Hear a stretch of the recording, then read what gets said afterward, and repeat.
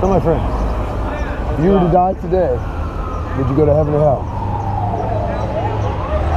What do you say? I don't know, man. That's a scary answer. Yeah, I've been through a lot, but I've seen a better way of living. So,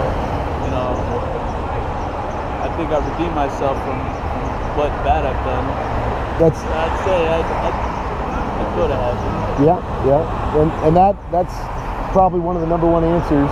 But the word you use there, a couple words, phrases, the idea that you're trying to do better, right? You've seen a better way, and that you've redeemed yourself. That word redeem, that's actually a biblical word, redemption, redeemed, and it's Jesus Christ who's the Redeemer, right? Jesus Christ, fully God, fully man, born of the Virgin. We call that Christmas, right? But he came to suffer and die, and then rise again on the third day. We call that Easter. He came, he suffered, he died for sinners to redeem them, to purchase them. Redemption, is purchase. But to purchase us, to pay our debt, because we have all sinned, fallen short of the glory of God. As you say, you've seen a better way. So there's a worse way, and the worst way is sin. Right. Lies, lust, sexual immorality, hatred, drug abuse, alcohol abuse, all that, right? Going against the will of God. Our greatest sin, is to break the greatest commandment.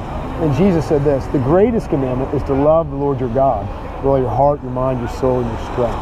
And not one of us have ever done that, ever.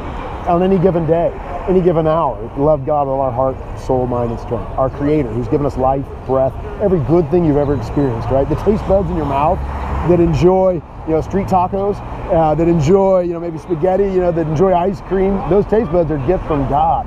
And all those wonderful foods, the 31 flavors of ice cream and all the rest, right? Gifts from God. But then you have mothers, fathers, friends, neighbors, wives, girlfriends, people that love you, right? That's all a gift of God. Every kindness toward you is a kindness from God. I believe it, man. Yeah. Like I said, I've been through some mostly drug addiction. Right.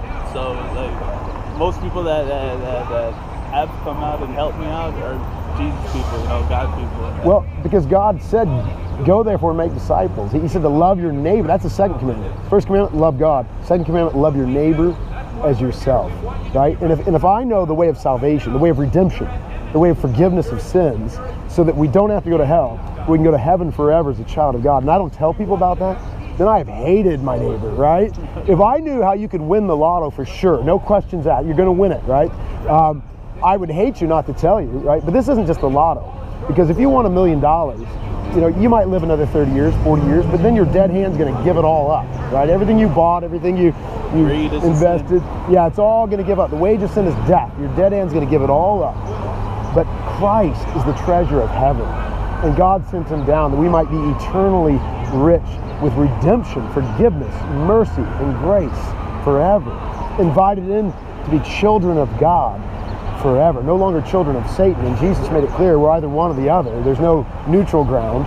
We have either, by the grace of God, repented and bent our knee. Repentance is to see our sin as God sees it, turn from it. We've either repented and confessed Jesus Christ as Lord, trusting in him as the Redeemer, or we're still going our own way. Okay, I got you. God bless you. Look to the Redeemer, all right? You can't redeem yourself. Our works are filthy rags. Look to Christ's work. God bless you. Look to Christ. Be saved.